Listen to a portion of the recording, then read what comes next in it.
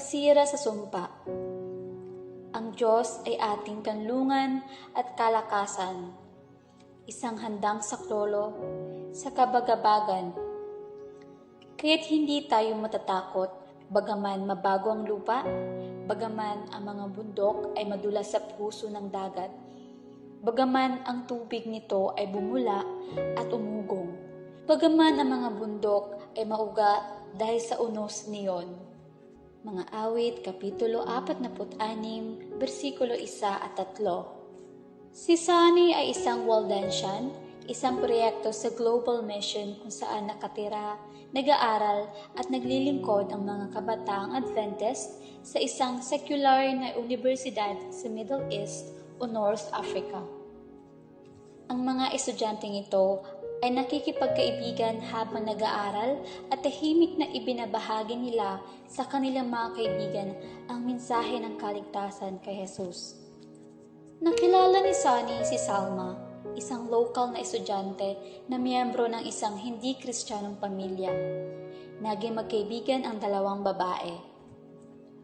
Nalaman ni Salma na ang kanyang bagong kaibigan ay isang Adventist Christian. Si Salma ay tinuruan ng kanyang pamilya na maging maingat sa mga Kristiyano. Ngunit si Sonny ay tila napakabait at tapat. Habang lumalago ang kanilang pagkakaibigan, tinanggap ni Salma ang imbitasyon ni Sonny na dumalo sa mga pulong ng Biyernes ng gabi sa bahay ni Sonny. Nagustuhan ni Salma ang pakikipagkita sa iba pang mga Adventist at nasiyahan sa kanilang mapagkaibigang pag-uusap. Nang malapit nang matapos ang school year, inibintahan ni Sonny si Salma na bisitahin ang isang Adventist church kung saan halos lahat ng pumapasok ay mga international students. Nasiyahan si Salma sa mga pulong, ngunit nalaman ng kanyang mga magulang na siya ay dumadalo sa isang Kristiyanong simbahan.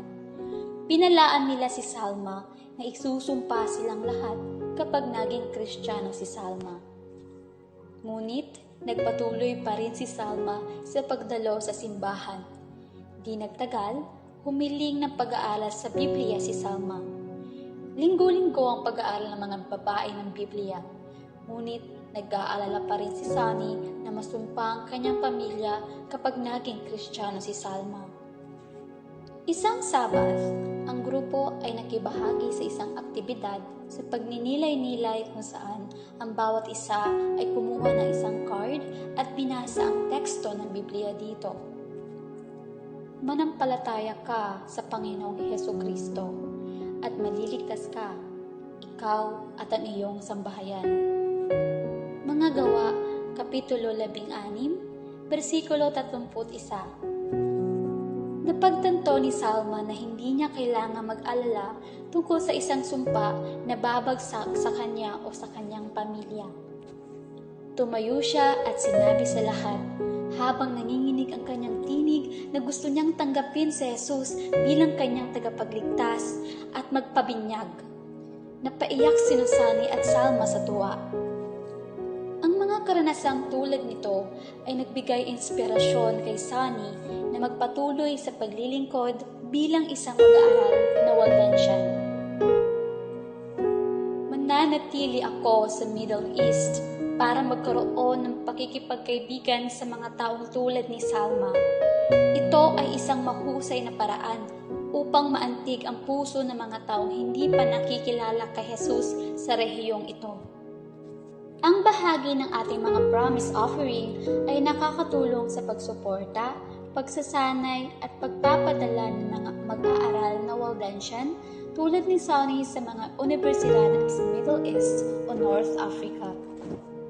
Maaaring hindi tayo makapunta at makapaglingkod sa lugar na katulad nito, ngunit maaari nating suportahan ang mga maaaring maglingkod sa pamamagitan ng pagbibigay ng ating tapat na mga handog na pangako.